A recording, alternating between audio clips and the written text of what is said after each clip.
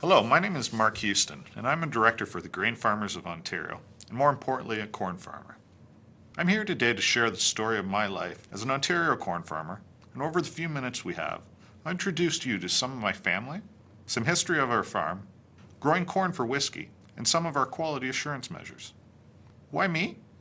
Well, I'm a seventh generation grain farmer from Kent County, and I sell corn to Hiram for whiskey production.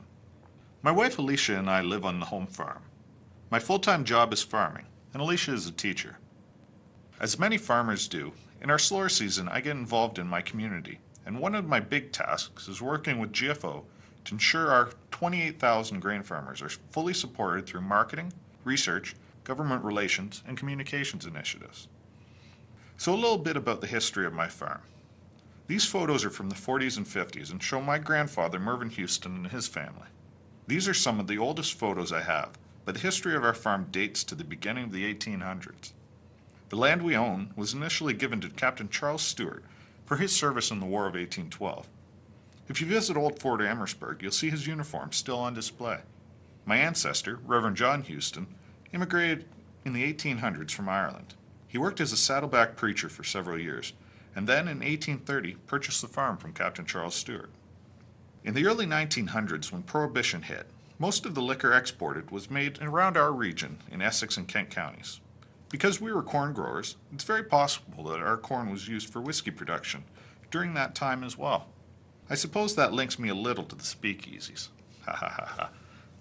My parents raised us on the farm and taught us lots of valuable lessons. When you live on a farm, you learn how to budget, how to fix things, and how to work as a team. The farm gradually expanded and contracted as it was passed down from generation to generation. As mentioned, I am the seventh generation to work on our farm. With my dad, Larry, and Uncle Terry, I farm approximately 1,150 acres, and for the past 5 years I've sold about 30% of my corn to Hiram for whiskey production. This map shows the acreage that we farm. To give you a sense of scale, 1 acre is about the size of 2.5 ice rinks.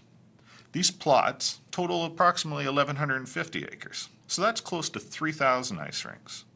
We plant our corn in the spring as seeds that look like these, and we harvest it in the fall when it is dry and about 3 meters tall. The biggest factor we have to manage is the weather. People say farmers are always complaining about the weather, and that's kind of true. We want perfect weather so we can have the best possible crop, and perfect weather never happens. This past year, however, was about as close as we can come. We had heat early in the season and good rainfalls periodically throughout the growing season. There were no major cold fronts or extreme weather events. It was a pretty smooth season, and we had some of our best yields, not just on our farm, but right across the province. This year we're hoping for more of the same. We had lots of snow this year, and it was an interesting start. A slow melt starting in March would have been good. We like to have lots of water in the aquifers, but we also need the surface to be strong and fairly dry so we can drive our planting equipment on it. We're hoping that the melt starts early and that the top layer isn't too loose so that we can plant in April. Over the years I've learned a lot about how to produce consistent high quality corn on our farm. The type of quality needed for fine Ontario whiskey. We've added new technology to our practices, we've improved our crop management, and learned what types of corn are best for our region, and to meet the needs of our buyers. We choose corn varieties with an eye to higher fermentable starches, with a good yield and resistance to certain pests. The starch is important for whiskey production because the starch is converted to sugar, and the sugar is converted to alcohol.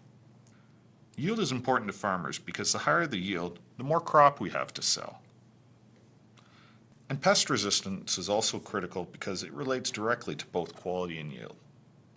As mentioned, I typically plant my corn in April, and within a few weeks it emerges. This is some very young corn. I typically plant about 34,000 corn plants per acre, so that's over 15 million corn plants on our farm.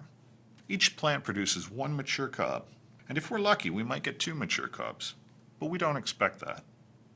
During the growing season we continuously monitor the crop through regular soil testing and variable applications of fertilizers. This shows a typical spray application.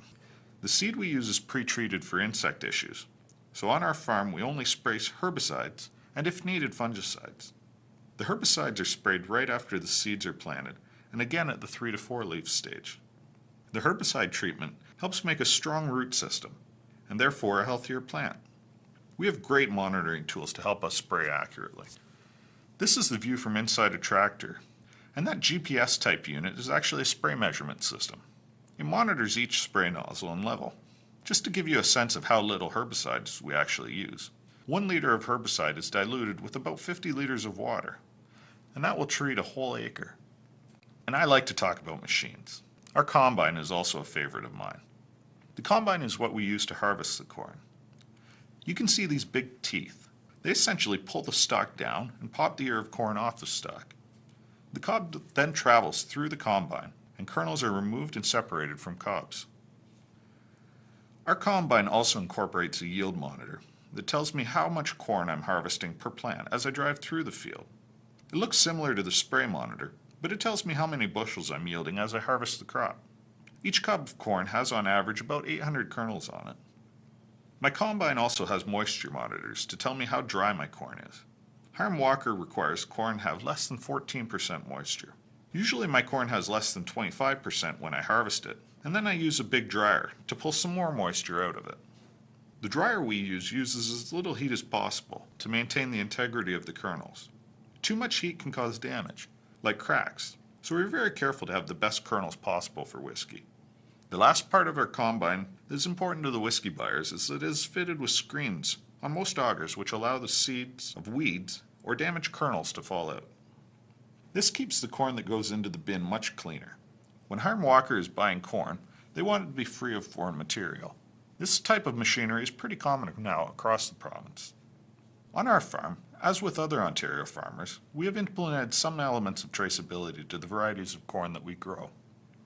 We keep each variety separate to maintain the specific qualities we have, and our elevator system has many small bins which allow us to segregate specific varieties or groups of varieties with specific traits in the storage. Only the highest quality varieties on our farm are shipped out. The remaining samples are kept and utilized in our on-site feed mill for processing into feed for our hogs. As we're loading trucks, we take multiple samples of the corn and record the test weight and moisture of each truck as it is being loaded. If something isn't right, it isn't shipped. It's as simple as that. Up until the 1960s, Kent and Essex counties grew most of Ontario's field corn. These days, however, we are competing with almost every county in the province, it seems. In fact, Ontario and Quebec are the top corn-producing provinces in Canada. In Ontario, over 1/3 of our total cropland is field corn. Over the last 10 years, we've increased our corn acreage on our farm substantially. In 2000, we were using about 60% of our corn for feed, and today, only about 30% of our corn is used for feed. As I mentioned earlier, I sell a lot of my corn for whiskey production. The whiskey market is one that we as farmers see as a high-value market, and that's why we concentrate on supplying it.